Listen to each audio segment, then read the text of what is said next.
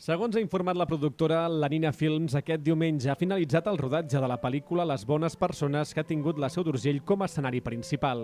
El rodatge, que ha durat 3 mesos i mig, també ha visitat altres pobles de l'Alt Urgell, Andorra, Barcelona i Reykjavik. Les bones persones és una pel·lícula en català que explica la història de l'Esteve, interpretat per Alberto Casamayor, un escriptor que torna a la Seu d'Urgell després d'haver viscut 5 anys a Reykjavik. El retorn a la comarca millora l'estat d'ànim de l'Esteve, que no se n'adona que les comunicacions estan deixant de funcionar a la comarca.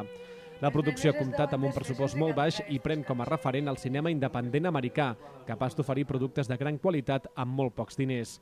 Les bones persones ha entrat ara en fase de postproducció i està dirigida per Jaume Benedito.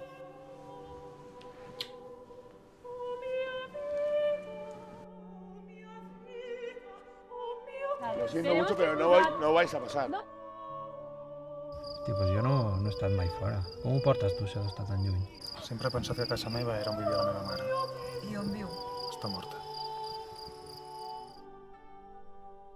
La Seu és un molt bon lloc per oblidar-se de tot.